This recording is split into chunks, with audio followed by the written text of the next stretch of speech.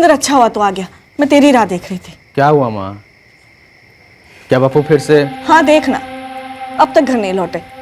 वो ठेके के आसपास कहीं पी के सो गए होंगे। जाना जाना लेके आना। ये पकड़, आता हूँ।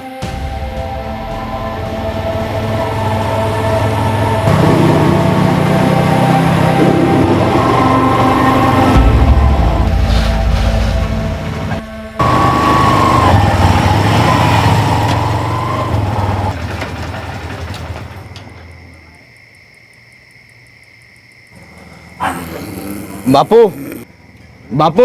हाँ कौन है? बापू मैं सुरेंद्र।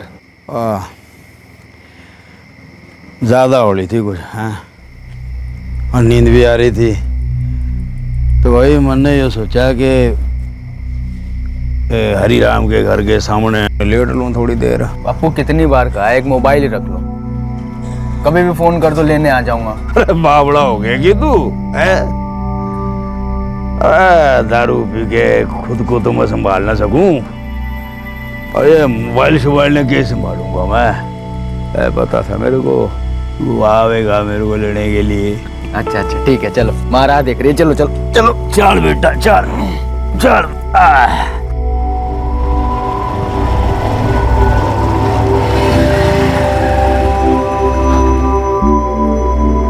डांट डला मंजू, अरे जितना चाहे डांट डला तू, वरना तेरी खिलाई रोटियां हजम नहीं होंगी बनने। क्या फायदा डांटने का?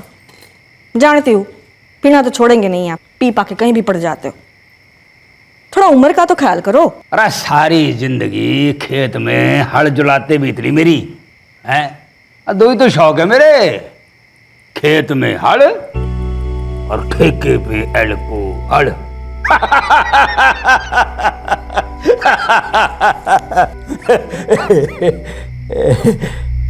अरे सुरेंद्र बेटे, अरे चुपचाप क्यों बैठा तू? कोई परेशानी है क्या? नहीं बापू, कोई परेशानी ना है, सब ठीक चल रहा है। वाह, धंधा पानी ठीक ठाक चलन लाग रहा ना? हाँ हाँ बापू, ठीक चल रहा है। ना कोई परेशानी है तो बता दे। अरे देख मैं नशे में हूँ पर बेहोश नहीं मैं, तू बता सके मेरे को, अरे शायद मैं कुछ मदद कर सकूं तेरी। बापू कोई परेशानी ना है। पक्की बात? एकदम पक्की बात। फिर बढ़िया है।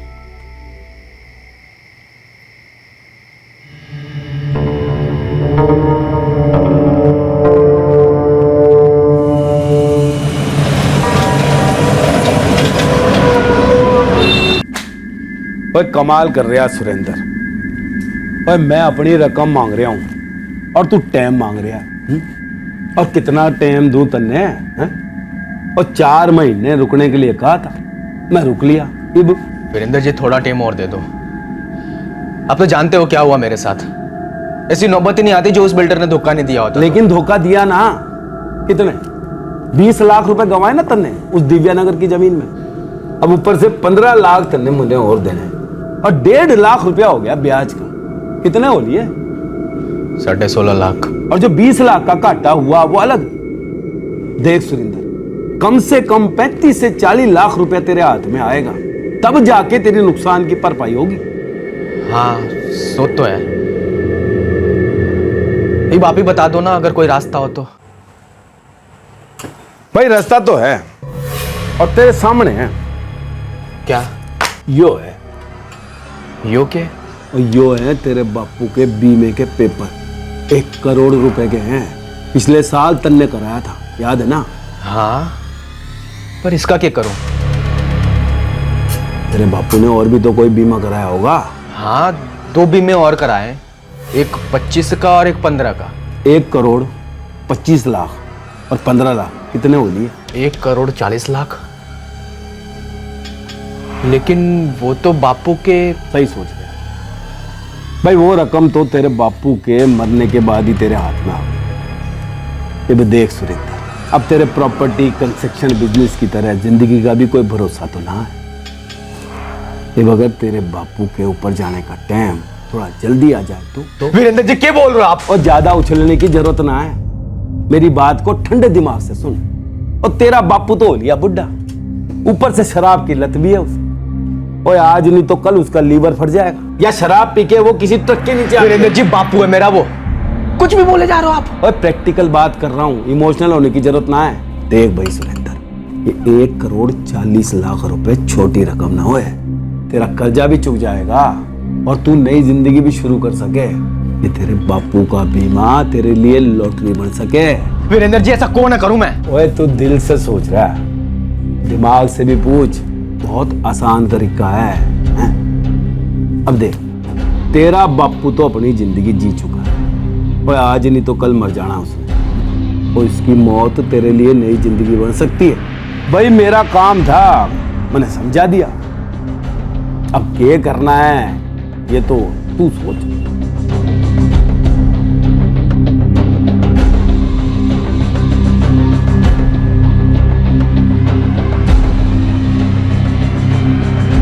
सुरेंद्र के मन में पनप रहा ख्याल उसके दिल को दहला रहा था। डर से ज्यादा उसे एक गिल्ट का भाव सता रहा था। अपने कर्ज के बोझ को उतारने का रास्ता उसे अपने पिता की मौत में नजर आ रहा था। क्या वो अपनी इस बहकी सोच पर लगाम लगा पाएगा? क्या वो वाकई इस घिनौने अपराध को अंजाम देने वाला था? यार खेता ने देख के बड़ी खुशी हुआ है मेरे को।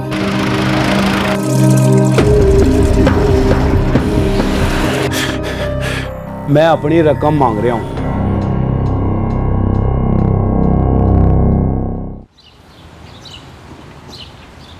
जा रहा तू बेटे? जी बापू, चलता हूं। जीता रहा जा। सही सोच रहा तू बेटे, ऐसा होना चाहिए। देख बेटे, हर इंसान ने जीवन में अपनी पहचान बनानी चाहिए, और तू वही तो करने लाग रहा है। अपने बाप के नाम पे नहीं, अपने बड़बूते पे आगे बढ़ने लाग रहा है। और यो देख के मेरे को तेरे पे घना नाज हो रहा बेटे। शाबाश, जा खुश रह।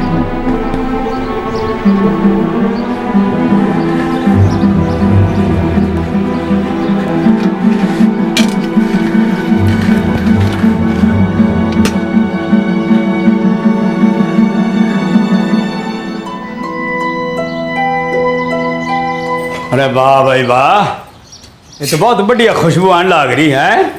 तुम एक काम करो, जाके नहा लो। और ठीक है, मैं नहा के आता हूँ, पराठों पे धावा बोलो रे, फिर खेतों में जाके सुस्ताऊंगा मैं, मजे थे हैं। लो, उठते ही कर दी ना जानने की बात। आपके ना पैर टिकते नहीं है घर में। अरे मंजू, तू भली भांति जानती है, अरे जीवन तो बीत लिया जिम्मेदारियां निभाने में। अब तो टाइम मिला मटर गश्ती करने का, मजे लेने का, और जिंदगी के मजे ले रहा हूँ भाई।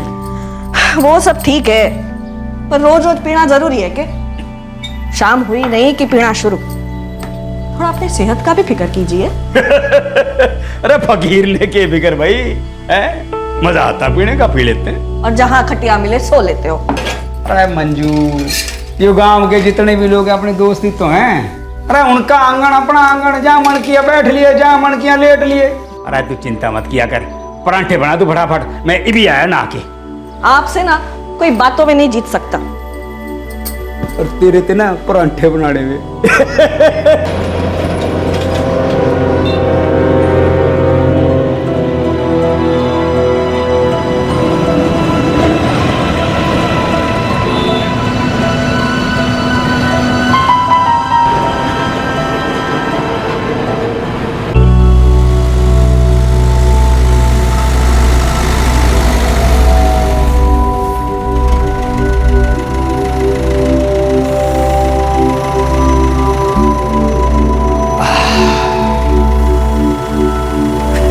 राम राम मालिक। राम राम रतन, राम राम। भाई क्या हाल है तेरे? आशीर्वाद है मालिक। मालिक कुछ चाय वगैरह मंगाओ मालिक? ना ना ना, क्या शानी चाहिए, अभी रोटी खा के निकला मैं करते। भाई बात यो है यार, खेता ने देख के बड़ी खुशी हुआ है मेरे को, इसीलिए यहाँ पे चला आता हूँ। भाई तुम अपना काम चालू रखो, जाओ, मेरे पाछे भागने की जरूरत नहीं है। जाओ काम करो, जाओ जाओ जाओ। वाह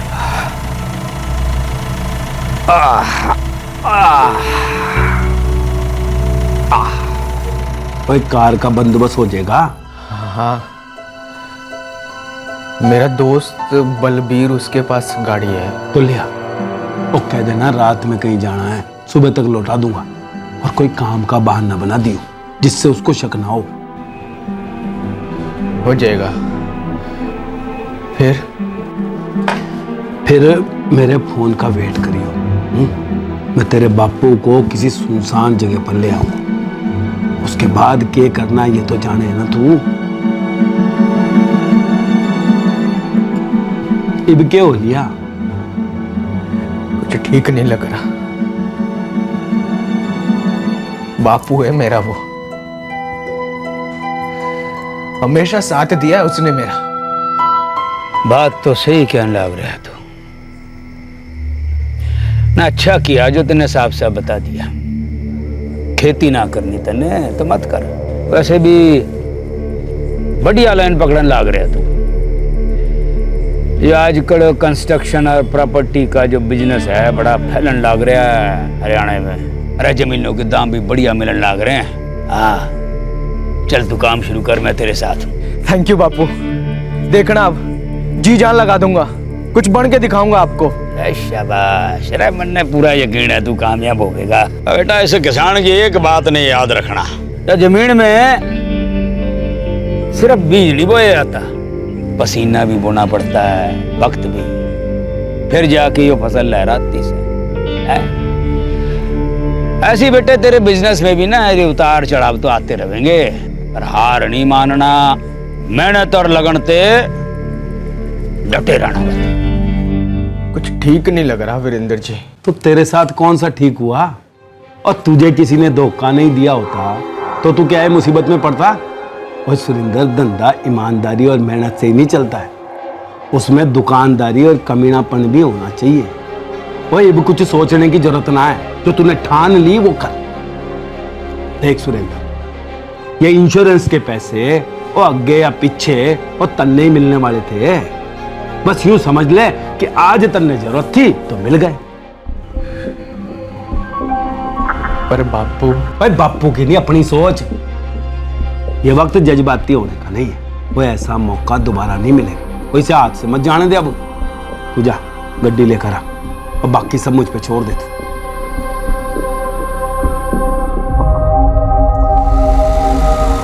भावनाओं के तराजू में किसका पलड़ा भारी था? धंधे में हुए नुकसान से सर पर चढ़े कर्ज का, या बेटे के पिता के प्रति फर्ज के कर्ज का?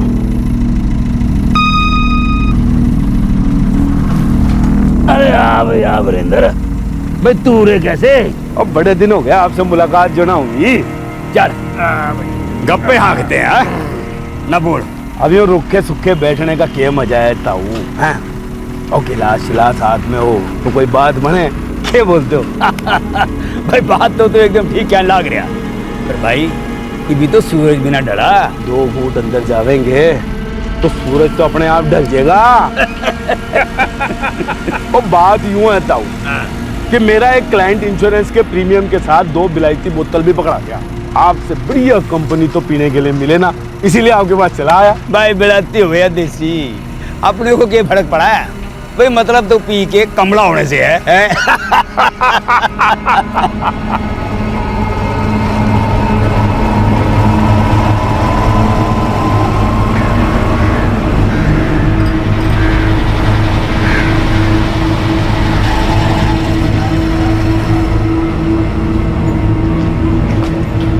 ले भाई।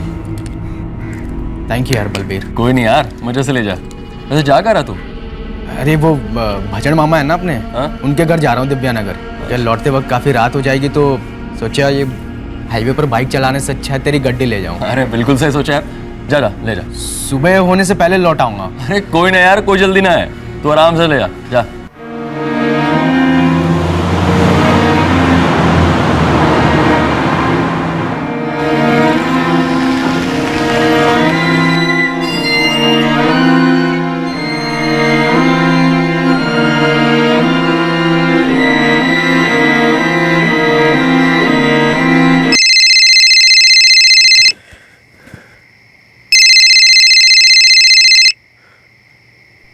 हाँ माँ। हाँ बेटे, कहाँ है तू? घर कब आएगा? माँ तू खाना खाकर सो जा, मुझे थोड़ा काम है, आने में देर हो जाएगी। बेटे तेरे बापू नहीं आए अब तक, वो लौटते वक्त कहीं दिख जाए तन्ने तो साथ में ले आना है। हाँ माँ। कोशिश करूंगा।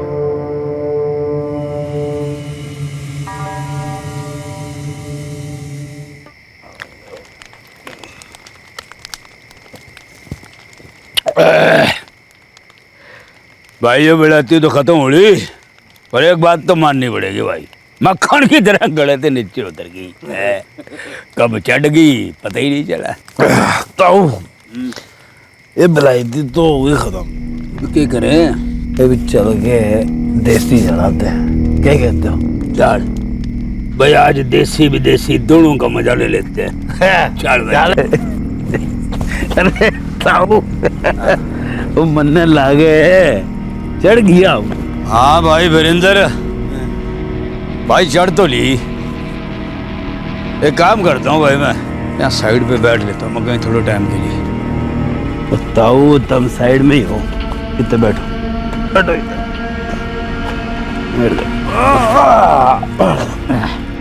ताऊ और मैं ना सुरेंद्र को बुला लेता हूँ, वो आपको आगे ले जाएगा। बुला ले, तू बुला ले सुरेंद्र ने, मैं थोड़ी देर लेट लेता हूँ यहाँ पे तब तक है। अरे मेरा पढ़ना कित गया भाई? हाँ वो जान देता हूँ। ठीक है, गया तो गया, फिर जान दे। गया भाई, जान दे, गया। वाह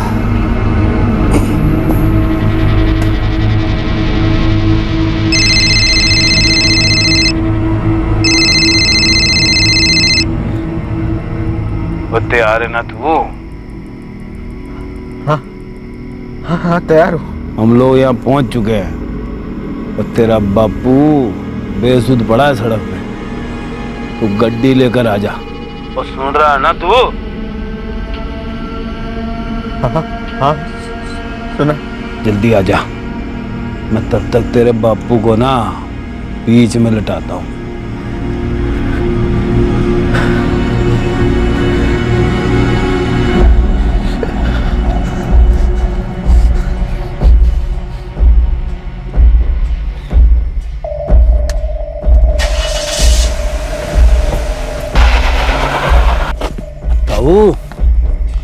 ताऊ वो आप बीच में लेटे हो, कोई गड्डी गुड्डी आगे चढ़ जाएगी। मैं साइड पे नहीं हूँ। नहीं उड़ जा। चल भाई साइड पे उड़ लेता हूँ फिर। उड़ जा, आ जा आ जा ताऊ, उड़ जाओ। आ जा भाई आ जा, हो जा आराम से, इधर हो जा पीछे। और हो गया भाई, और जा। और साइड पे आ लो। मेहरबानी भाई वीरेंद्र, मेहरबानी भाई। यूं बता, वो मेरा बेटा सुरेंद्र आ रहा ना मेरे को लेने के लिए? मेरे को लेने तो आप फोन कर दिया। आजा लेट आजा मेरे बेटे, आजा आजा।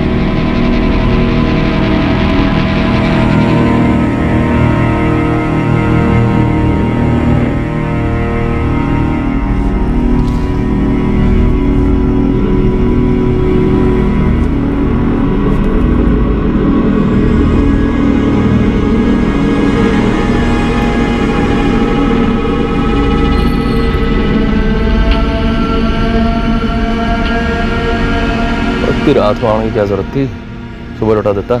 चल अब आ गया तो नहीं सोचा सुबह चला जाना। नहीं यार बलवीर, घर जाऊंगा, माँ को बोल के आया था। ठीक है फिर तो जा।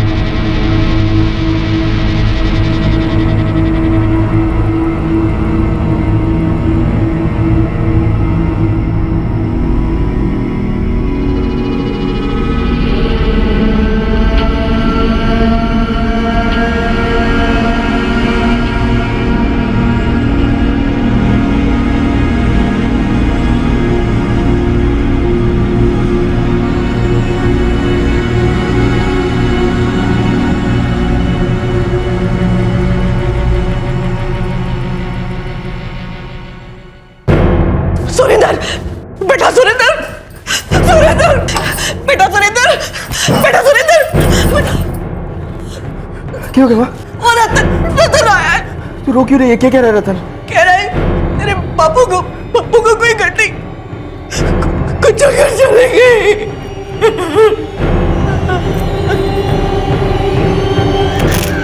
अब उसका मकसद था अपने पिता की इंश्योरेंस पॉलिसी के पैसे हासिल करना, लेकिन क्या यह साजिश कामयाब होने वाली थी?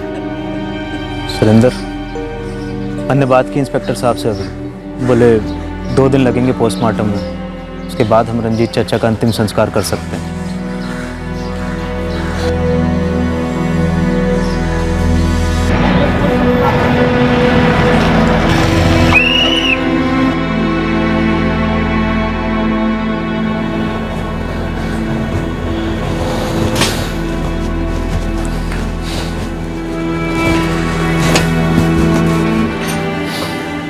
देख सुरेंद्र, जो तेरे चेहरे की मायूसी देख के तो किसी को शक ना होगा, लेकिन तेरी आंखों का डर मन ने डरा रहा है। बस संभाल अपने आप को। ये जो करना था ना, हमने कर दिया और सब सही हुआ है। और मन ने पता लगाया है, पुलिस ने भी एक्सीडेंट का केस दर्ज किया है। वह हमारा नाम कभी नहीं आएगा। माँ से आंख नहीं मिला पा रहा, उसके आंसू थम ही नहीं रहे। खुद को यह दिलासा देने की कोशिश कर रही है, जो हुआ वो भगवान की मर्जी थी। भैया, सुरेंद्र हमेशा उन्हें ढूंढ के लेके आता था। हमारी किस्मत में यही लिखा था, इसलिए सुरेंद्र भी नहीं था घर में, वरना हमेशा की तरह ढूंढ के ले आता उन्हें। ये भी दुख तो होगा ही है, तो इतना टेंशन क्यों ले रहा है इसमें? और रोना चाहती है ना तो रोने दे, और मन हल्का हो जाएगा उनका, और धीरे धीरे सब ठीक हो जाना है। और काम की बात ध्यान से सुन, 1 हफ्ते में इंश्योरेंस का क्लेम फाइल करना है, और 1-2 महीने में तेरे अकाउंट में पैसा आ जाना है। उसके बाद अपना कर्जा चुका देना। वो एक बार तेरा कर्जा चुकता हो गया, और फिर बेटे का फर्ज निभाना और खुश रखना अपनी माँ को, है? वह भी संभाल अपने आप को।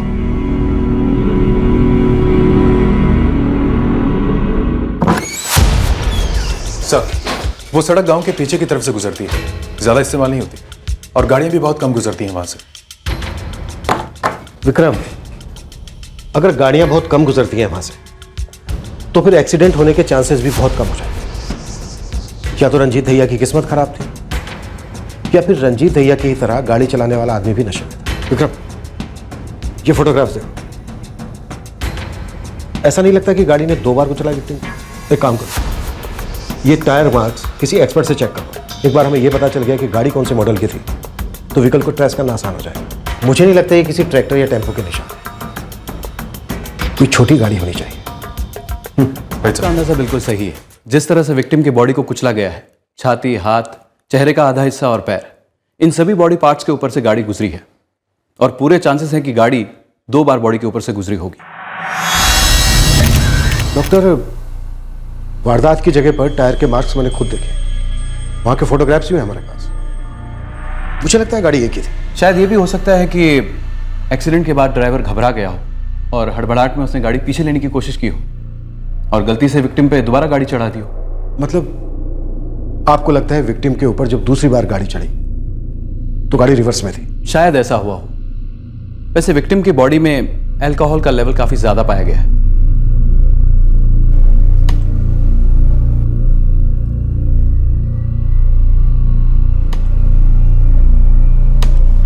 सर, ये दोनों टाइम आंख एक ही कार के हैं? लगता तो ऐसा ही है, लेकिन डिटेल स्टडी के बाद ही मैं कंफर्म कर पाऊंगा।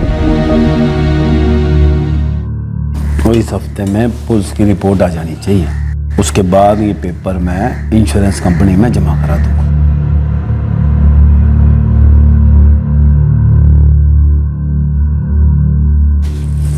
सुरेंद्र, वो संभाल, कुछ ही दिनों की बात है, समझा? क्या कहती है आपकी रिपोर्ट? कुछ शक करने वाली बात है क्या? जी, ये बात तो श्योर है कि एक ही मॉडल की गाड़ी विक्टिम को 2 बार कुचल के गई, लेकिन एक बार भी गाड़ी रिवर्स में नहीं थी। टायर्स पर जो ट्रेडमार्क्स हैं, इनसे साफ पता चलता है गाड़ी जब विक्टिम की बॉडी के ऊपर से रोल हुई तो दोनों बार टायर्स आगे की ओर घूम रहे थे।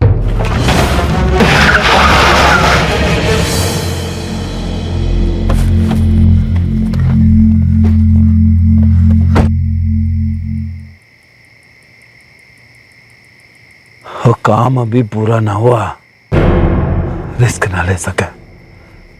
गाड़ी पीछे ले सुरेंद्र, वो गाड़ी पीछे ले।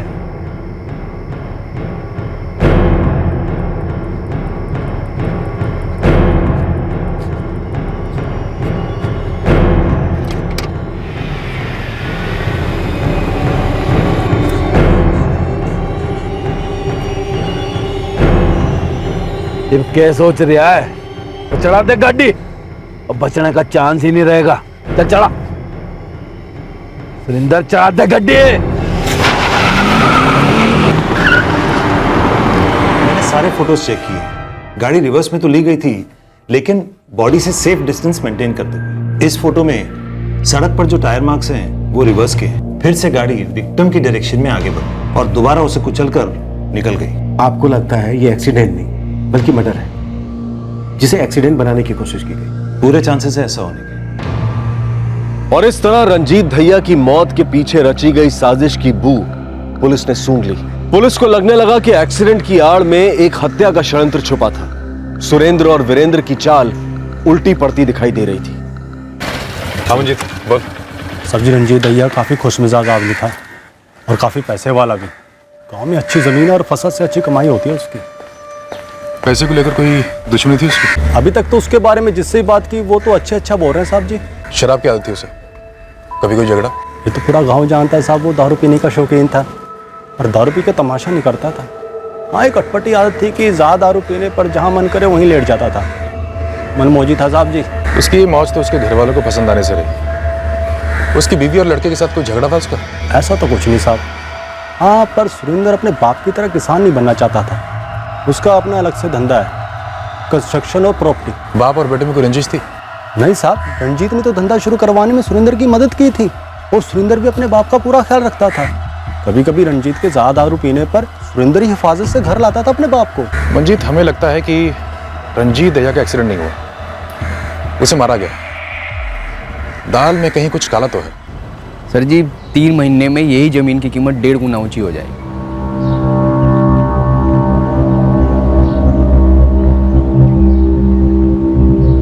सर जी 1 मिनट, अभी आया। क्यों कह रहे थे? सुरेंद्र भैया, पुलिस आपके घर आई थी, माँ जी को अपने साथ थाने ले गई है। माँ को?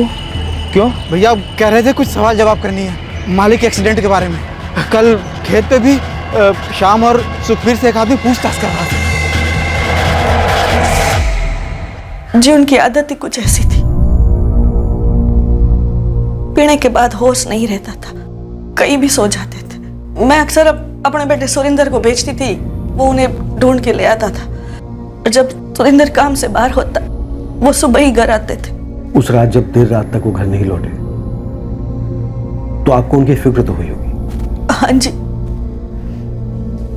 पर क्या करती, सुरेंद्र भी उस रात काफी देर से लौटा था। मैंने यो मानकर मन मना लिया कि सुबह तक वो आ ही जाएंगे, पर वो... आपके पति की किसी के साथ दुश्मनी थी? कोई मारना चाहता था? नहीं साहब, वो बहुत ही भले इंसान थे, सबसे अच्छे से बात करते थे, खुद खुश रहते थे, सबको खुश रखते थे। बस यो पीने की आदत थी। कोई ऐसा जिसे उनकी मौत से फायदा होने वाला हो? उनको मार के किसको क्या फायदा हो सकता था? शायद हमारी किस्मत में यही लिखा था। मन ने तो लगता है आपका शक बेबुनियाद है सब। नहीं मंजू जी, हमारा शक बेबुनियाद नहीं है। वारदात की जगह से हमें ऐसे सुराग मिले हैं जो ऐसा इशारा करते हैं कि एक्सीडेंट नहीं था। मेरा मतलब एक्सीडेंट किया गया जानबूझकर, जान से मारने के इरादे से। साहब जी, दाल में छिपा कंकर दिख गया। जिस रात रंजीत भैया का कत्ल हुआ था ना, उसका बेटा सुरेंद्र घर पे ही नहीं था। ये तो जानता हूं मैं, उसकी माँ ने खुद बताया। कुछ और बता। क्या ये बताया कि उस रात वो अपने दोस्त बलबीर की कार लेकर कहीं बाहर गया था? कार लेकर? कहाँ गया था वो? मंजू जी, उस दिन आपका बेटा सुरेंद्र कहाँ गया था? अपने किसी काम से ही गया हुआ था। और कहाँ? बंदे ना पता, पर काफी देर से लौटा था। घर की एक चाबी उसके पास भी रहती है। मेरे सो जाने के बाद ही लौटा था। आपके कोई भाई हैं सुरेंद्र के मामा जो दिव्यानगर में रहते हैं? हाँ जी, बज्जन शेरावत नाम है मेरे भाई का। क्या सुरेंद्र उस रात उनसे मिलने गया था? नहीं तो वो गया होता तो मैंने जरूर बताता। ये बात आप यकीन से कह सकती हैं? बेहतर होगा आप अपने भाई से फोन पर पूछ लीजिए।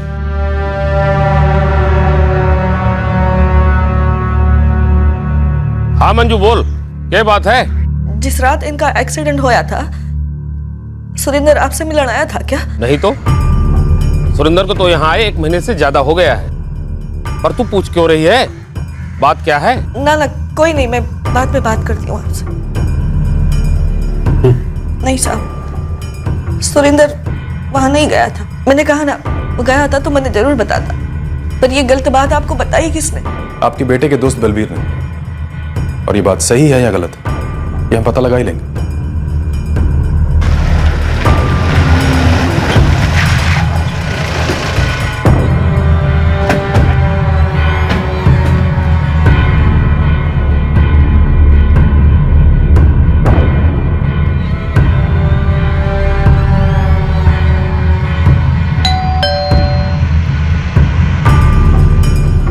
मुझे बताया तो था कि वो अपने मामा के घर दिव्यानगर जा रहा है। उसने गाड़ी कब लौटाई तुम्हें? सर जी, काफी रात हो गई थी, मैं नींद में था तो टाइम ठीक से याद नहीं। पर आप ये सब क्यों पूछ रहे हो? सर,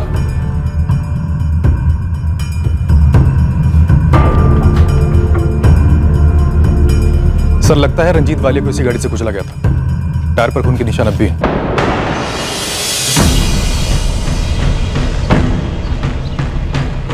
खून के धब्बे? क्या हुआ सर जी? बलबीर, क्या तुम बता सकते हो कि ऐसी क्या वजह हो सकती है कि सुरेंद्र ने अपने पिता की हत्या कर दी? क्या बात कर रहे हो सर जी? वो भला ऐसा क्यों करेगा? हेलो सर जी, मैं जितेंद्र बोल रहा हूँ, सरपंच मनोहर जी का लड़का। हाँ जितेंद्र, बोलो, क्या बात है? क्या आप अभी मेरे खेत पे आ सकते हैं? क्यों, बात क्या है? सुरेंद्र आया हुआ है, उसने मुझे बताया कि उसी ने अपने बापू को मार डाला। तुम उसे वहीं पे रोके रखो, हम अभी आ रहे हैं। सर, सुरेंद्र ने जितेंद्र के सामने अपना जुर्म कबूल लिया है। वो समय उसके खेत पर है। मूव। बलबीर, गाड़ी को हाथ मत लगाना, हमारी दूसरी टीम आकर गाड़ी को सीज करेगी। ओके?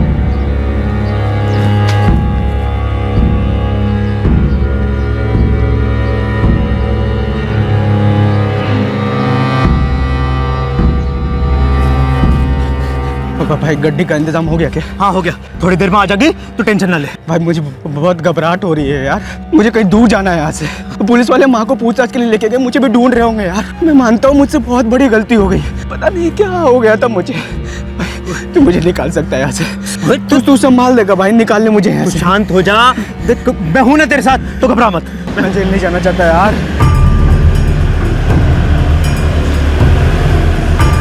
साले, तूने पुलिस को बुलाया? सुरेंद्र मेरी बात सुन, तूने वादा किया था कि तू निकालेगा मुझे यहाँ से। तूने भरोसा तोड़ दिया मेरा। सुरेंद्र, सुरेंद्र देख, नहीं नहीं नहीं देख, देख सुरेंद्र, देख, एक गलती कर रहा, तू एक गलती कर चुका है, देख दूसरी मत कर। अरे सुरेंद्र नहीं, पुलिस वाले आ जाएंगे। देख सुरेंद्र, मेरी बात सुन, भागना फिजूल है। सुरेंद्र मेरी बात सुन सुरेंद्र। जितेंद्र, अच्छा क्या तुम जो वक्त पर फोन करते? सुरेंद्र, हमने सबसे पूछताछ की, सबका यही कहना है कि तुम्हारे अपने पिता के साथ अच्छे रिलेशन थे। तुम्हारी माँ ने भी यही कहा। फिर ऐसी क्या वजह थी कि तुमने अपने पिता की हत्या कर दी?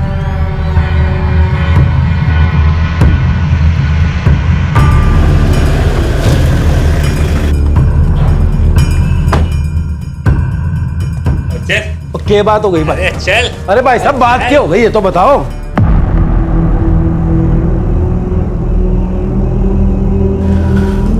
मंजू जी, सुरेंद्र ने अपना जुर्म कबूल कर लिया है। ये नहीं हो सकता। वो तो कितना प्यार करता था अपने बापू से, कितना मानता था वो। मैं समझ सकता हूं आपके लिए मानना कितना मुश्किल है, पर सच यही है कि आपके बेटे सुरेंद्र ने खुद अपने पिता की जान ली है।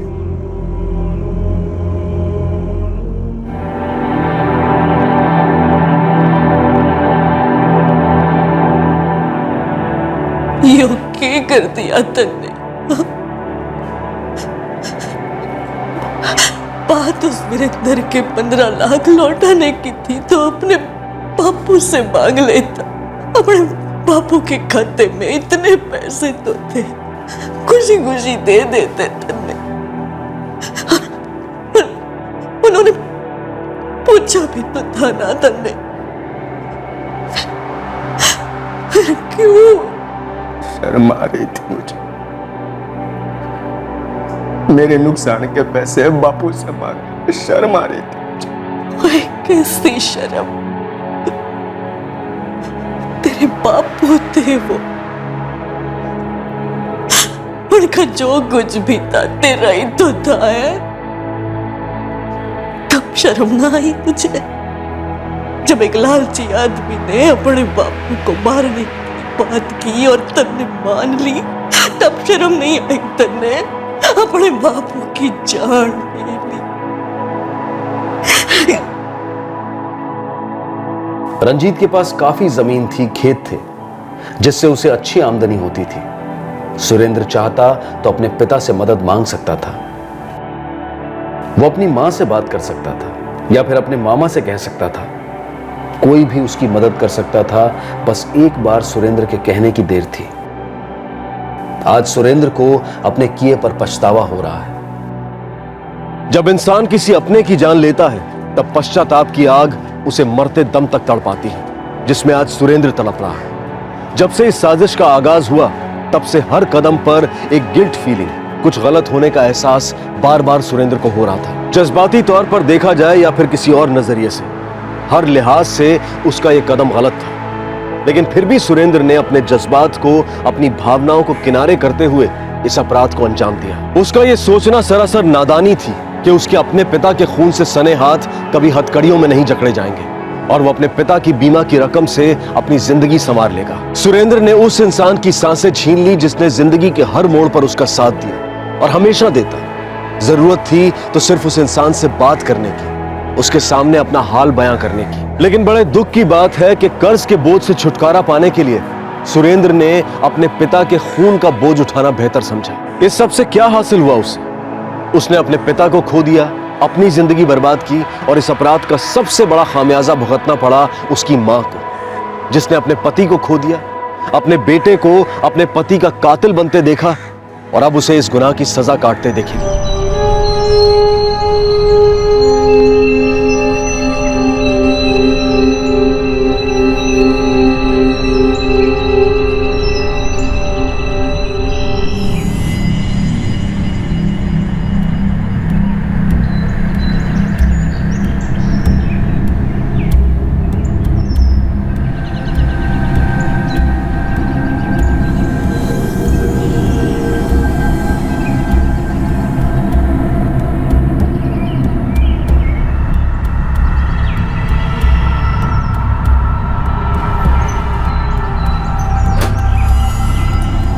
कौन है? कौन है? बोलता कौन है? प्रकाश, तू है इसका? है? कौन है तू? ये मत समझना मुझे कुछ दिखता नहीं, सब दिखता है मुझे। छोड़ूंगी नहीं, हाँ? सबको बुला लूंगी। चोर पकड़ो! अरे चोर चोर चोर घुसा है मेरे घर में! अरे चोर पकड़ो पकड़ो, चोर है!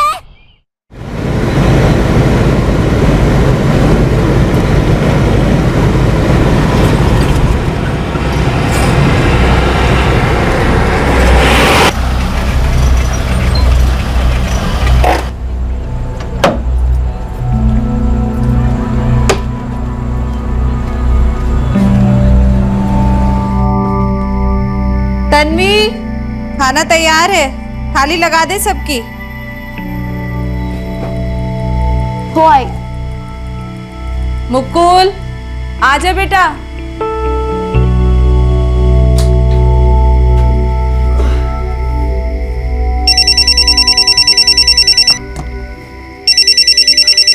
हाँ प्रकाश, बोल, कैसा है?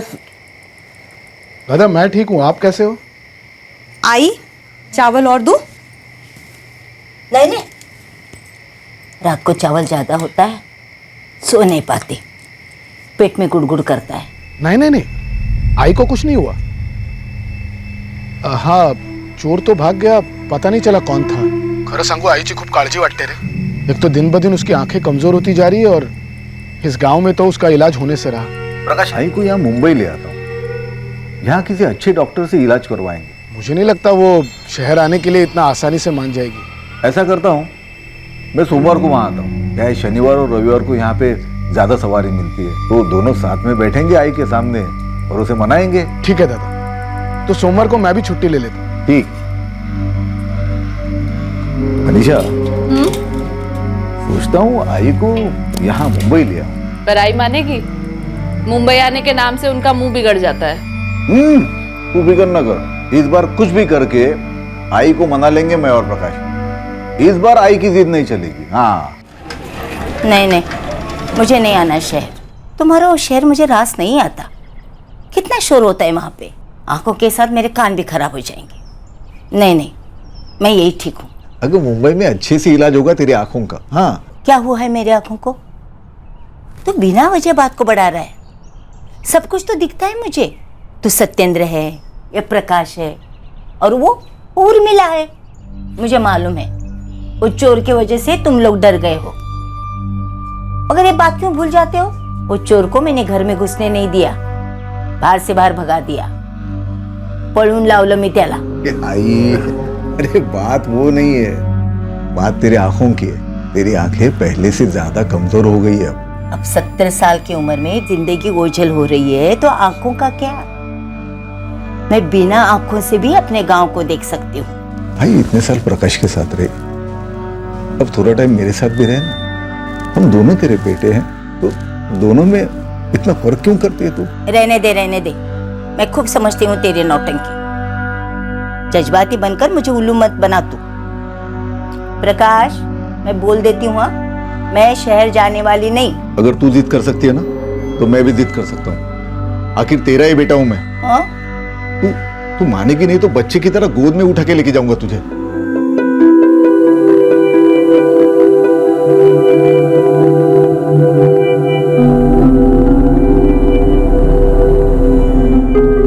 रेणुका मोरे की नजर धुंधली पड़ती जा रही थी, इसलिए उनका बड़ा बेटा सत्येंद्र जिद करके उन्हें अपने साथ मुंबई शहर ले आया, ताकि अपनी मां की आंखों का बेहतर इलाज करवा सके। लेकिन शहर में इस बुजुर्ग महिला के साथ जो अनहोनी घटी, उसके बारे में किसी ने सोचा भी नहीं था। 2000 की घड़ी लेना मतलब पैसों की बर्बादी है। आजकल तो वो मोबाइल पे टाइम, तारीख सब पता चलता है।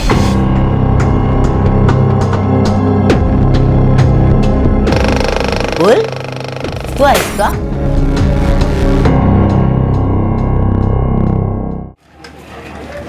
अरे मुकुल, 2000 रुपए मतलब बहुत ज्यादा है। आई, मैं जा रही हूँ। हाँ बेटा। अज्जी, मैं ये थे। संभल के जाना। हाँ बेटा। बाबा, ये 2000 वाली सस्ती ही है, इससे भी महंगी घड़ियां होती है। अरे बाड़ा, देख, अभी मैं, तेरी आई, तू, तन्वी चारों कमा रहे, इसके लिए घर के लिए कुछ पैसे बचा पा रहे। ये 2000 की घड़ी लेना मतलब पैसों की बर्बादी है। अच्छा, तेरी खुद की पगार 3000 रुपए और इतनी महंगी घड़ी ले रहा है तू? हाँ, आजकल तो वो मोबाइल पे सब कुछ दिखता है, टाइम, तारीख सब पता चलता है, तो घड़ी की क्या जरूरत है? अगं आजी, तुला समजणार नाही, वो काम करते वक्त हर बार मोबाइल तो नहीं देख सकता ना मैं, और वक्त के साथ चलने के लिए ये क्लाइमेट घड़ी होना बहुत जरूरी है। आई तू थाम, तुझे घड़ी चाहिए ना? हाँ। मनीषा, सुन, वो अलमारी में मेरी घड़ी पड़ी है ना, वो इसे दे देते। वैसे भी अलमारी में पड़ी है, मैं तो पहनता नहीं। देखती हूँ मैं। बहुत महंगी घड़ी है, उस टाइम मैंने 4000 रुपए की ली थी। वाह बाबा, आप तो अभी मुझे लेक्चर दे रहे थे बचत का, और आपने 4000 की घड़ी खरीदी थी। तब कोई डिस्काउंट चल रहा था 70% का, तो 1200 में पड़ी थी। की कीमत तो वैसे 4000 रुपए थी।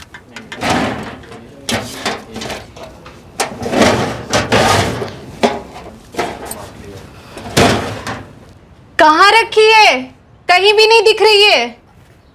क्या बात कर रही हो? अरे यहीं तो थी। सब जगह देखा, कहीं भी नहीं दिख रही है। हटो सर।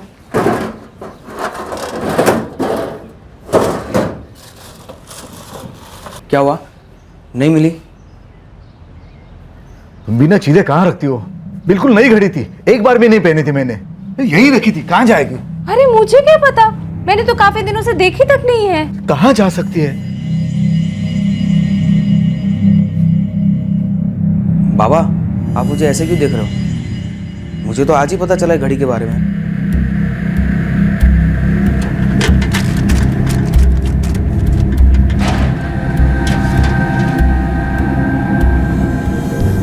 अरे ऐसे कैसे गायब हो सकती है?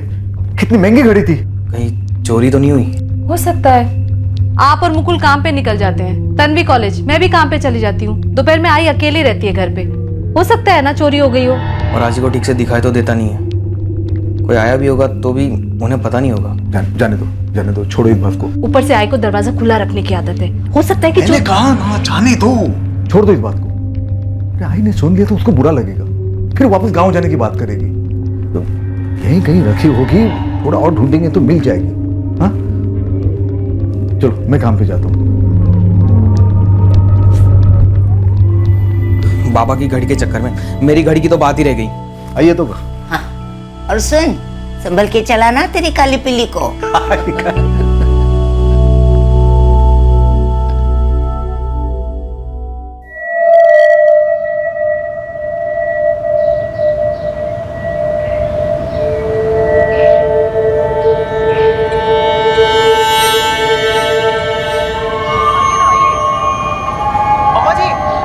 आपसे मिलने आए हैं।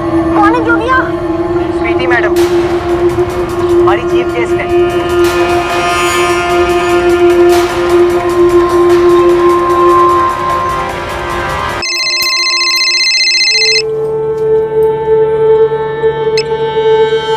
हाँ तन्वी, आई घर पे ताला लगा है। ऐसा कैसे? तेरी आजी होगी ना घर पे, वो तो कभी दरवाजा भी नहीं बंद करती, ताला कैसे लगाएगी? अरे मैं घर के बाहर ही खड़ी हूँ आई। मुझे लगता है अज्जी कहीं बाहर गई है। टीवी बंद करना भी भूल गई, बाहर तक आवाज आ रही है मुझे। कहाँ गई होगी? अच्छा तू 10 मिनट रुक, मैं आती हूँ अभी। तब तक तू आस पड़ोस में देख, तेरी आजी शायद वहीं कहीं हो। लक्ष्मी काकी, काय झालं तन्वी? लक्ष्मी काकी आजी है क्या अंदर? नहीं तो क्यों, क्या हुआ? घर पर भी नहीं है, बाहर ताला लगा हुआ है और अंदर टीवी चल रहा है। तेरी आजी तो कभी कहीं नहीं जाती। पता नहीं कहाँ है, मैं नीलू काकी से पूछती हूँ।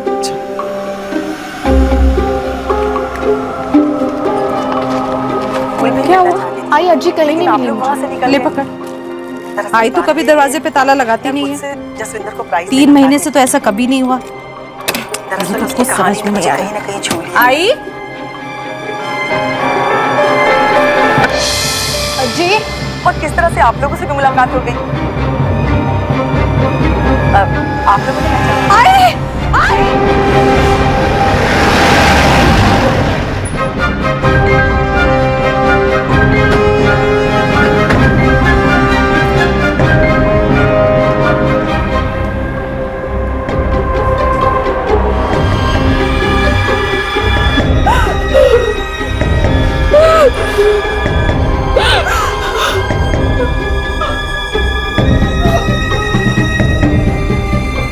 सर, और शायद इसी शर्ट से पूछा गया। घर वालों से पता करो ये शर्ट किसकी? ये मेरी शर्ट है। शर्ट फॉरेंसिक लैब भेजो। तन्वी जब घर लौटी तो दरवाजे पे ताला लगा हुआ था। टीवी भी चल रहा था, बाहर तक आवाज आ रही थी। आई घर से बाहर नहीं निकलती थी, ज्यादा से ज्यादा घर के बाहर बैठती थी या खाट पे लेट जाती थी। 3 महीने से वो है हमारे साथ। उसके आने के बाद से हमने ताला नहीं लगाया घर में। सर, दरवाजा कहीं से भी डैमेज नहीं है। लगता है कातिल घर के अंदर जबरदस्ती नहीं आया था। जब आपकी आई घर पर अकेली होती थी तो दरवाजा खुला रखती थी क्या? आई को बंद कमरे में रहना पसंद नहीं था साहब। साहब, मैं इनके बाजू में रहती हूँ। रेनू काका की जब भी घर में अकेली रहती थी वो बाहर ही बैठती थी। उनको आदत थी बाहर बैठने की, और पास से कोई भी गुजरता था ना, उनसे बुला के बात करती थी। आज आपकी रेणुका जी से मुलाकात हुई थी क्या? नहीं साहब, मैं सुबह से घर के काम में ही लगी हुई थी। आपने यहाँ घर के अंदर किसी को आते हुए या फिर घर से बाहर किसी को जाते हुए देखा था? जी नहीं साहब, काम में इतनी उलझी हुई थी कि ध्यान ही नहीं गया। आप में से किसी ने कोई चीखने चिल्लाने की आवाज सुनी थी क्या? नहीं सर। तुम्हारे पास घर की चाबी नहीं थी क्या? नहीं, जब से अज्जी यहाँ पर है मैं चाबी नहीं लेके जाती। घर की कितनी चाबियां हैं? 2, एक आई के पास और एक घर के ताले में रहती है। मतलब जिसने ताला लगाया वो चाबी अपने साथ ले गया होगा।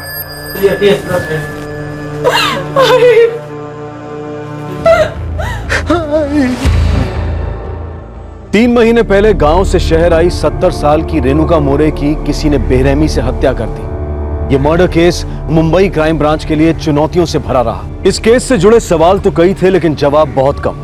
सबसे बड़ी मुश्किल आई इस कत्ल की वजह तलाशने में। रेणुका मोरे की आंखों की रोशनी की तरह इस केस के पीछे का मकसद भी ओझल नजर आ रहा था। मनीषा और सत्येंद्र का कहना है कि घर से कुछ भी चोरी नहीं हुआ, सिवाय उस ताले की चाबी के। Right sir.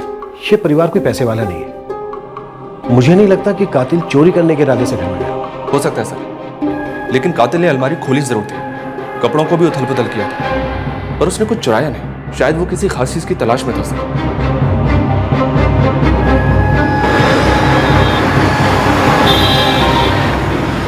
आई नहीं जाना चाहती थी शहर, लेकिन हमारी जिद की वजह से गई।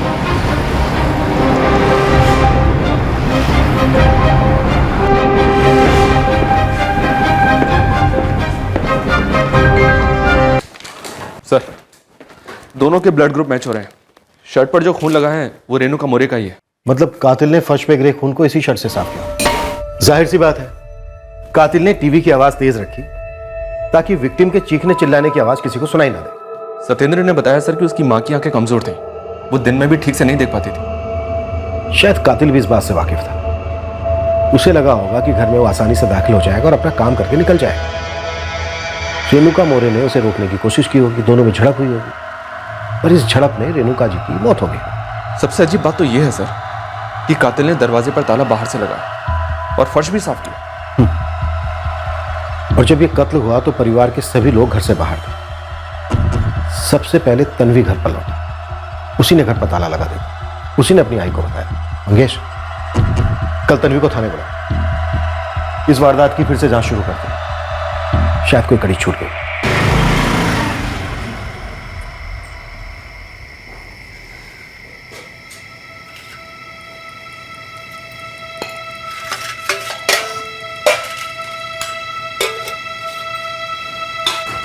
बाबा कुछ तो खा लीजिए।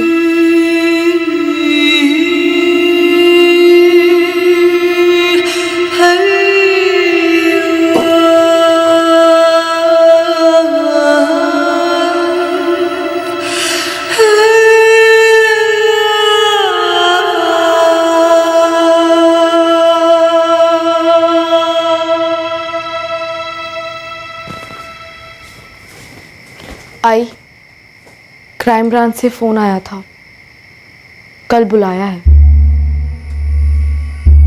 सर मैं कॉलेज के फर्स्ट ईयर में पढ़ती हूँ। तुम कॉलेज से रोज घर आती हो, घर पर खाना खाकर हमेशा काम पर चली जाती हो। जी।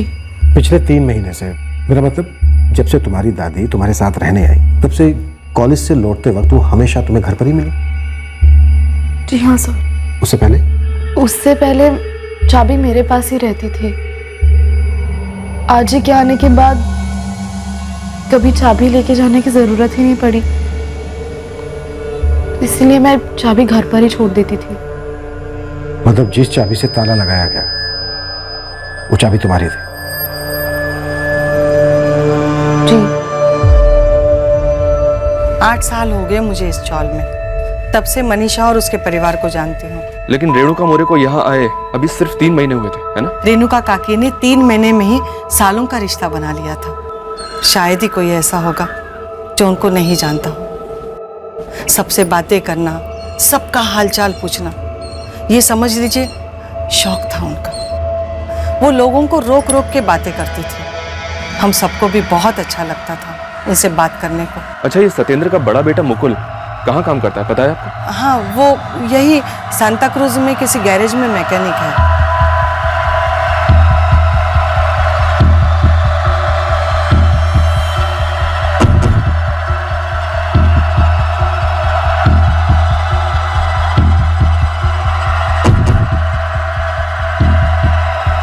यहाँ ताला हमेशा यहीं रखते हैं और चाबी उसके अंदर, पर पिछले 3 महीनों से ताला लगाने की जरूरत ही नहीं पड़ी।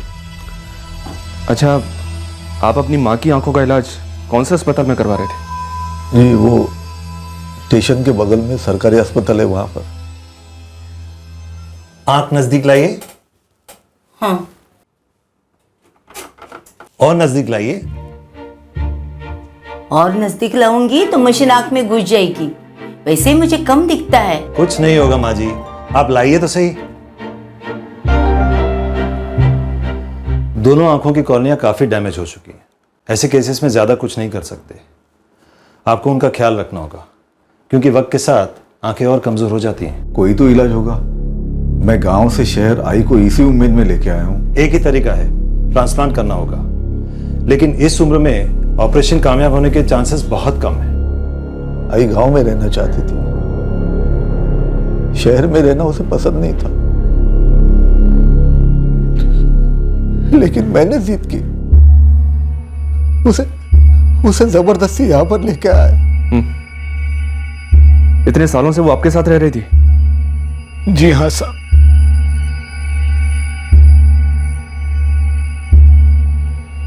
सुनीता, ये सर। इस लड़की के बारे में पता करो।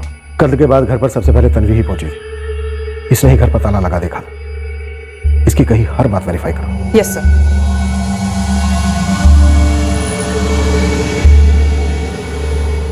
साहब ये मुक्कुल स्टेशन के पास काबरा के गैरेज में काम कर रहा है, 12वीं तक पढ़ा है, ईमानदारी से काम करता है। शक करने लायक कोई बात? साहब ये लड़का शौकीन मिजाज है, लेकिन शक करने वाली बात कोई सामने नहीं है। ऐसी बातें सामने नजर नहीं आती हैं रफीक, खोद के निकालनी पड़ती हैं। दरवाजा खुला था जब कातिल घर में आया, और जब गया तब ताला लगा कर गया।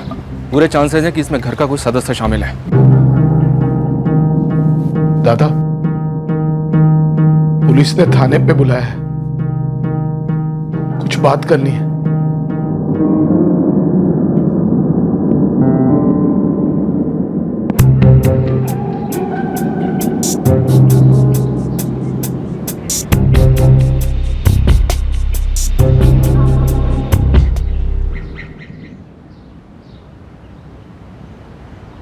उर्मिला, एक घर में काम बाकी है, 2 बार मैडम का फोन आ चुका, मैं निपटा कर आती हूँ, तू यहाँ देख लेना। हाँ हाँ भाभी, मैं संभाल लूंगी।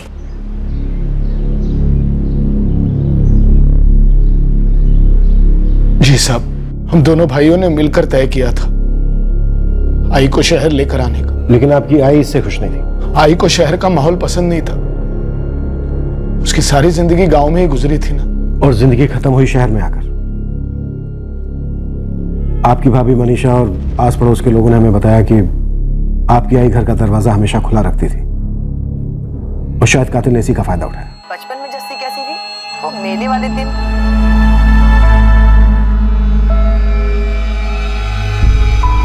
मेरे कहने का मतलब है कि मेले वाले दिन के पहले वो बादशाह की दुकान थी जी। सच्ची में अब यकीन नहीं करोगी जी, तूफान मेल थी एकदम। नहीं मम्मा जी, मैं ऐसे नहीं थी। कोई ऐसे कैसे नहीं थी, सबूत है जी मेरे पास। 1 मिनट में अभी लेके आता हूँ फोटो एल्बम, आप देखो। इसकी सुपरमैन बन के खड़ी है। मैं ये जानना चाहता हूँ कि क्या सत्येंद्र को पसंद नहीं था आपकी आई का यहाँ आना? पसंद नहीं था मतलब?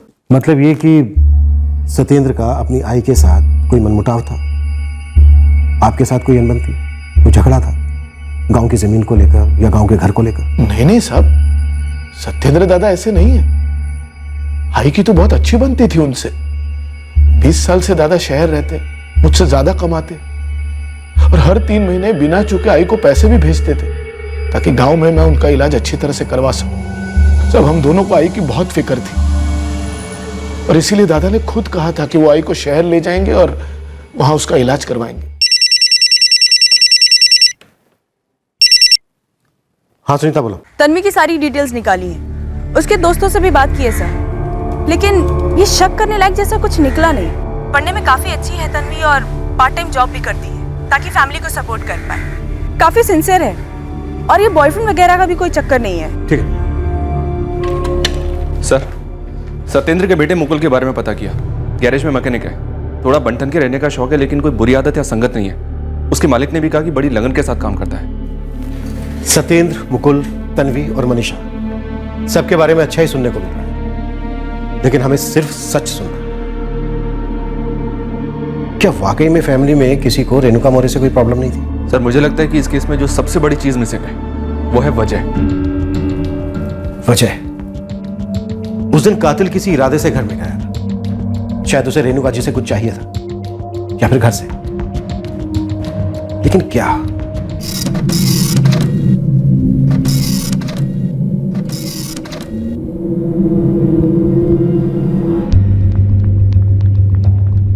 सर किसी के भी फोन रिकॉर्ड्स में शक करने जैसा कुछ नहीं मिला है। उनके फोन रिकॉर्ड्स उनके बयान से एग्जैक्ट मैच करते हैं? जी सर। तन्वी का कहना है कि तकरीबन 2:15 बजे वो अपने घर पहुंची। जब घर पहुंची तो घर पे ताला लगा हुआ था। उसने अपनी मां को फोन किया।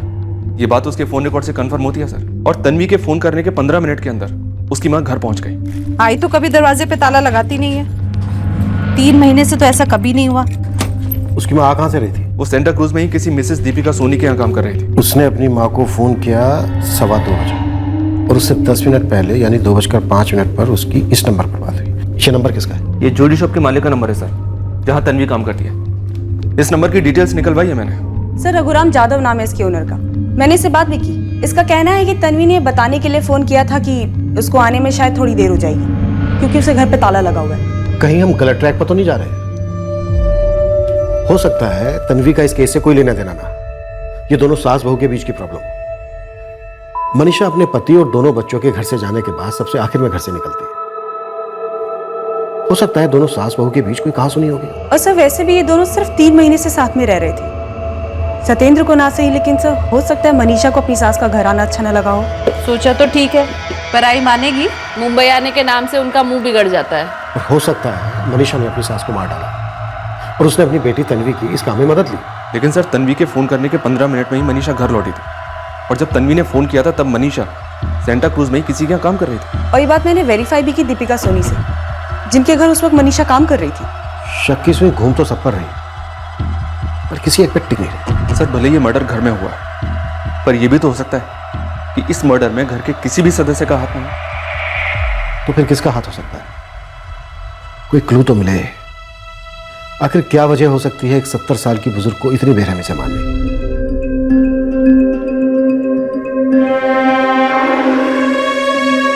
सत्येंद्र लगातार क्राइम ब्रांच के चक्कर काटता रहा, इस उम्मीद में कि शायद पुलिस को कोई सुराग मिला हो या उसकी मां के कातिल का पता लगा हो। सत्येंद्र अपनी मां की मर्जी के खिलाफ उन्हें अपने घर लाया था और उसके बाद यह सब हुआ। यह ख्याल उसे मन ही मन सता रहा था। एक बोझ सा महसूस कर रहा था वो। उसके लिए यह जानना बेहद जरूरी था कि उसकी मां को ऐसी बेरहम मौत क्यों मिली, उसके साथ आखिर क्या हुआ था। हम ये पता लगाने की कोशिश कर रहे थे कि ये मामला कहीं आपके गांव से तो किसी तरह से जुड़ा हुआ नहीं है। साहब आपको ऐसा क्यों लगता है? आपके भाई प्रकाश ने हमें बताया कि जब आप अपनी आई को यहाँ पर लेके आए उससे कुछ ही दिन पहले आपके गांव के घर में कोई चोर दाखिल हुआ था। कौन है? चोर पकड़ो! अरे चोर चोर चोर घुसा है मेरे घर में। हाँ सर, इस घटना के बारे में प्रकाश ने मुझे फोन करके बोला था। अगले हफ्ते में आई को यहाँ पर लेके आया। इस केस में एक बात बहुत अजीब लग रही है। कातिल ने घर के बाहर के दरवाजे पर ताला लगाया, ताला टीवी के पास रखा था। हो सकता है कोई चोरी करने के इरादे से आया हो और जैसा कि आपके गांव के घर पर हुआ, आपकी आई ने उसे भगाने के लिए शोर मचाया और उसने अपने आप को बचाने के लिए आपकी आई की जान ले ली हो। चोर सब मेरे घर से कोई क्या चुरा सकता है? यही सोचकर हमने इस पर कोई खास तवज्जो नहीं दी, लेकिन अभी हम किसी भी संभावना को नजरअंदाज नहीं करना चाहते। आप श्योर हैं कि आपके घर से कुछ भी गायब नहीं हो? आपने सारी चीजें अच्छे से चेक की? सारी चीजें वैसे ही है जैसे थी। मेरे घर से कोई क्या चुरा सकता है भला?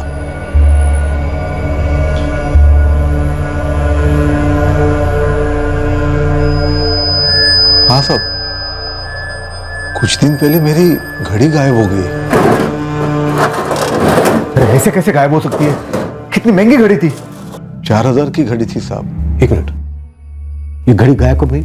मालूम नहीं साहब, आई के गुजरने के करीब 1 हफ्ते पहले पता चला। आखिरी बार अपनी घड़ी ये कब देखी थी? और आई को गांव लेने गया था, तब सोचा था पहन के जाऊं, लेकिन फिर ख्याल आया कि रास्ते में कहीं चोरी हो गई, कहीं खो गई, तो इसलिए नहीं पहनी। बस वो आखिरी बार मैंने घड़ी देखी थी। इसका मतलब घड़ी आपकी आई के यहाँ आने के बाद गायब हुई? शायद। हो सकता है घड़ी किसने चुरा ली हो आपके घर से। देखिए, आपकी आई घर के बाहर बैठती थी, कभी कभी वहां सो भी जाती थी, दरवाजा खुला रहता था, उनकी आंखें भी कमजोर थी, तो हो सकता है किसी ने मौके का फायदा उठाकर आपके घर से आपकी घड़ी चुरा ली हो सकता है। जरा सोच के बताइए, उन 3 महीनों में आपके घर पर कोई आया था?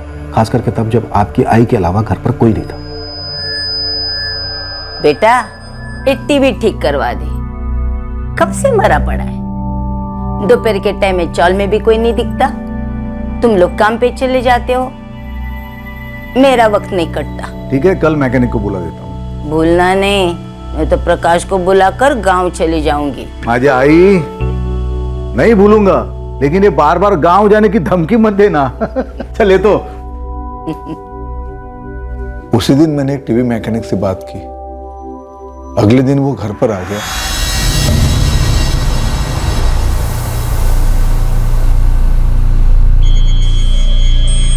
माँ जी, सत्येंद्र मोरे का घर यही है ना? वो टीवी रिपेयर करना था ना? हाँ हाँ, आओ आओ, कुछ करो इसका, ना कुछ बोलता है ना ठीक से चलता है। कौन है आई?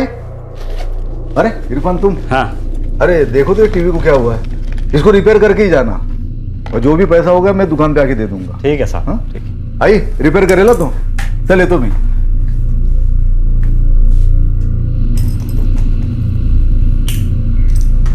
बेटा, कितना टाइम लगेगा?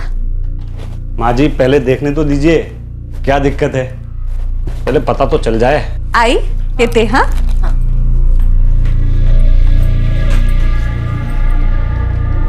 तो ठीक कर रहे हैं ना बेटा? कर रहा हूँ माँ जी। वो क्या है ना बेटा, मुझे ठीक से दिखाई नहीं देता, बस सुनाई सब देता है। उस टीवी का वॉल्यूम बराबर ठीक करके रखना।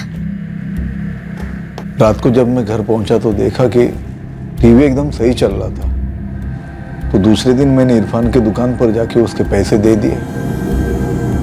सब मेरे ख्याल से इरफान एक ही आदमी है जो आई के आने के बाद हमारे घर आया था।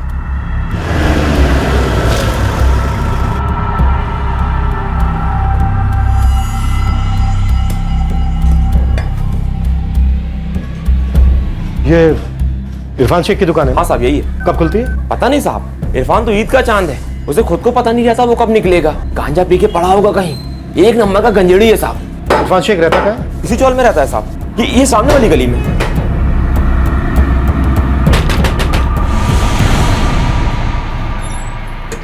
इरफान शेख यहीं रहता है?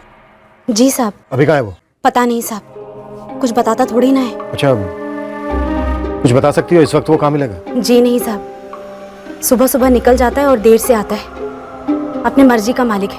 1 नंबर का नशेड़ी साहब। नशा करना उसके लिए सांस लेना जितना जरूरी है साहब, और अपनी इसी तलब को ना साहब वो चोरी करके पूरी करता है। यहाँ तक कि उसने चोल के लोगों तक को नहीं छोड़ा। सबके सब कहते हैं साहब, इरफान को ना घर पे टीवी सही करने के लिए बुलाना, यानी कि चोर को दावत देना। कुछ बता सकता है इस वक्त वो कहाँ मिलेगा? हाँ साहब। बैठ गाड़ी में।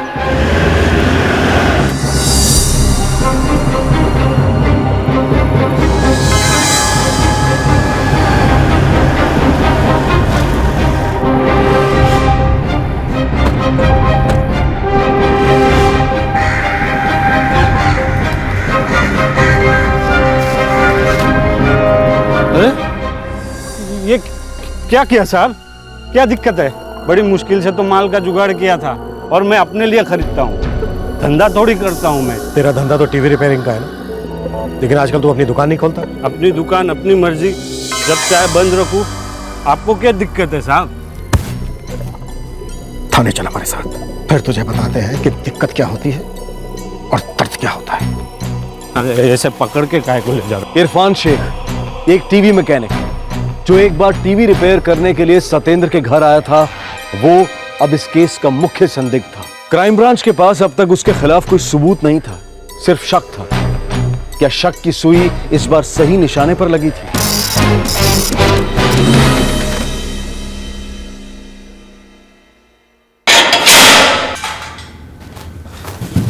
मेरे को अंदर क्यों डाला है साहब? मैंने क्या किया है साहब? पिछले 1 महीने से तेरा फोन बंद है। अरे मेरी बीवी ने कोई कंप्लेन किया है क्या साहब? हैं? मेरा फोन बंद है, इसमें किसी को क्या दिक्कत है? अरे प्रीपेड है, बैलेंस खत्म है, बात खत्म। हिल गया ना बैलेंस सर?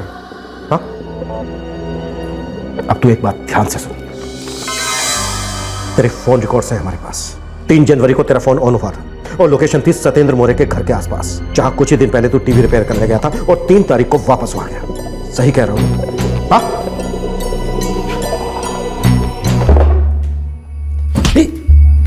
जैसे तुझे लत है ना गांजे की, वैसे ही मुझे भी लत है सच सुनने की। अगर तूने कुछ भी झूठ बोला तो दम मारना तो दूर, सांस लेने में भी दम लगेगा। बोल, तू नहीं मारा है ना उस बुजुर्ग औरत को? हाँ? अब तू मुंह खोलेगा या फिर मैं तुझे खोलना शुरू करूं? आखिरी बार तुझसे पूछ रहा हूं, तू नहीं मारा है ना उसको? हाँ मैंने मारा उसे। क्यों मारा? क्यों मारा? साहब बुरी हालत हो गई थी साहब, नशा चाहिए था मुझे साहब, लेकिन माल खरीदने के लिए मेरे पास पैसे नहीं थे। मैंने सोचा बुढ़िया के पास कुछ न कुछ मिल जाएगा। पहली बार गया था ना, सब मिला था। अरे मान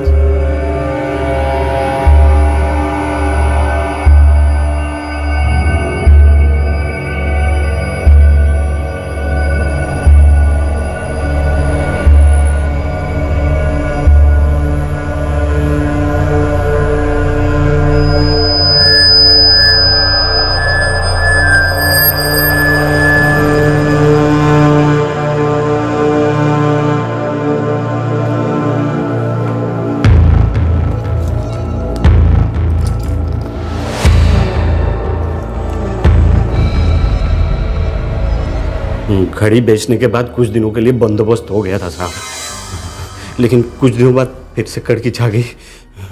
मुझे बड़ी तलब लगी हुई थी, गांजा चाहिए था मुझे, लेकिन माल खरीदने के लिए माल नहीं था साहब मेरे पास।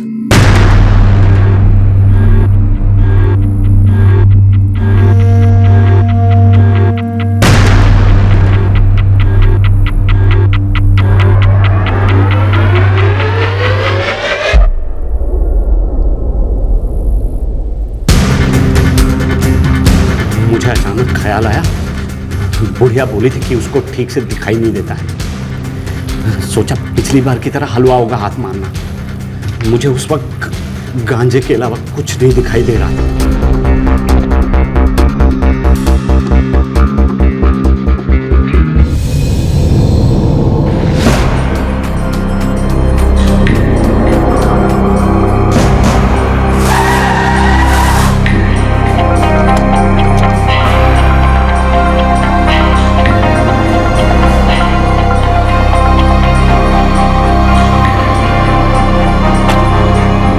मैडम जी आप आइए ना, आइए। मम्मा जी ये देखिए आपसे मिलने आए हैं। कौन है जोगिया? स्वीटी मैडम, हमारी चीफ गेस्ट है।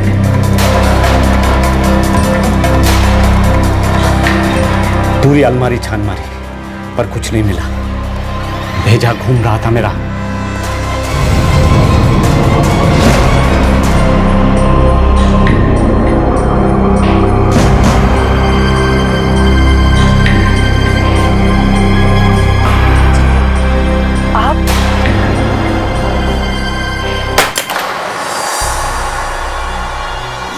कैसे आ गई?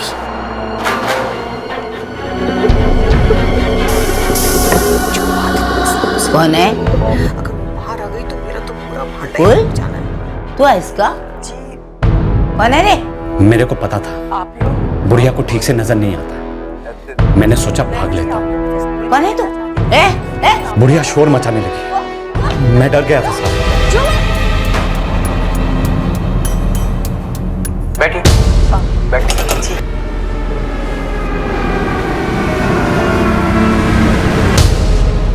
सब उल्टा हो गया साहब, पैसे भी नहीं मिले और ऊपर से ये लोचा हो गया। फिर मैंने अपना मोबाइल बंद कर दिया और दुकान जाना भी छोड़ दिया साहब। घड़ी कहाँ बेची तूने? वो एक दुकान पे बेच दी साहब, 900 मिले थे उसके। इसे उस दुकान पर लेकर जाओ जहाँ इसने घड़ी बेची थी, सबूत के तौर पर हमारे काम आए। फिर वहां से वापस लाने के बाद इसके बॉडी के हर पार्ट की जम के मरम्मत कर। साहब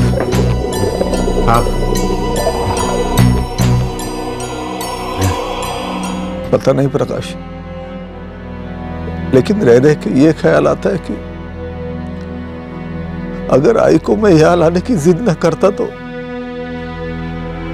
शायद ये न होता। दादा आप खुद को दोष मत दो, आप नहीं जानते थे कि ऐसा कुछ होने वाला था। और कौन ये सोच सकता था कि ऐसा कुछ हो भी सकता है। देखो ना, इस गांव में जब चोर आया था तब भी तो ऐसा कुछ हो सकता था ना। दादा देखो, संभालो अपने आप को। आपने हमेशा अपनी जिम्मेदारी निभाई है और आई के लिए जो कुछ भी हो सके आपने हमेशा वो किया था दादा।